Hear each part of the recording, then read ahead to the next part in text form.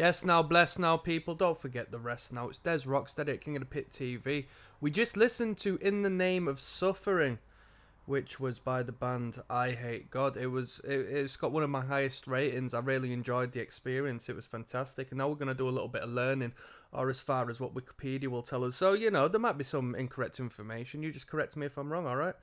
Well, it's not about me being wrong, it's about Wikipedia being wrong, let's be real. So, In the Name of Suffering is the debut album by American sludge metal band Eyehategod. It was initially released in 90 through French independent label Intellectual Convulsion and reissued in 92 by Century Media. Cool, so it was released in 1990. Wow.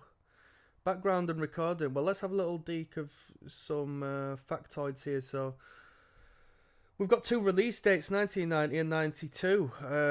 I wonder what changed in regards to the re-release. I wonder if Century Media added anything additional. I can also see why they didn't use the actual the original album artwork in the YouTube video. The studio, Festival Studios in Louisiana. Genre, sludge metal. 35 minutes long is the length, which is the right amount of time for a record such as, well, I say for a record such as this, most people would want longer, right, if they like their riffs, but for me, that was perfect. So the background and recording, the band was formed in 88 and recorded two demos, Garden Dwarf, Woman Driver and Lack of Almost Everything, released in the years 89 and 90 respectively. Originally, the band did not take themselves seriously and only formed to rebel against what they called the norm of underground music at the time. Cool. The album was recorded and produced by the band themselves at Festival Studios. Wow, they produced it themselves for about $1,000. Very cool, very cool. The album was originally released by French label Intellectual Convulsion, but only around 1.5 to 2,000 CD and vinyl copies were pressed before the label had to shut down due to financial difficulties. The group would later be signed onto Century Media, who re-released the album with new artwork. In 2004, Eyehategod Records repressed the album on vinyl, 1,000 copies total, 300 green marbled, 700 black. In 2006, as a part of Century Media's 20th anniversary, the album was reissued with the original cover art and the entirety of the band's 1990 demo, Lack of Almost Everything, as bonus tracks. The same exact demo recordings also appeared on the band's 2001 live album, 10 Years of Abuse and Still Broke.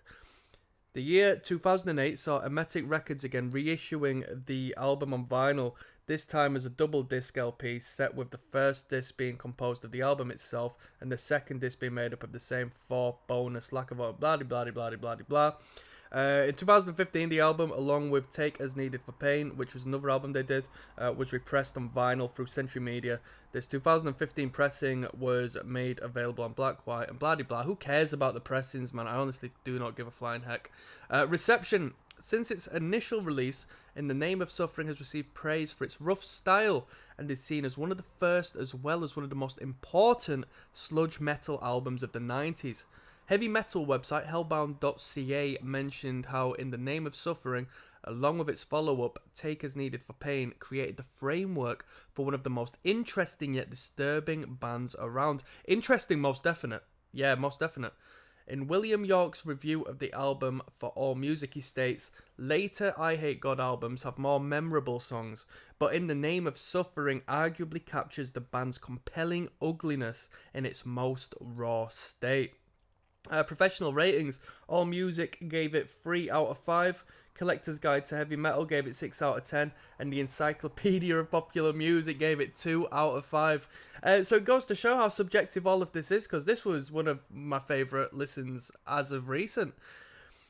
Yeah, the 2006 reissue we had on has demos, but we didn't listen to the demos. We weren't too fussed on them. We just listened to studio recordings.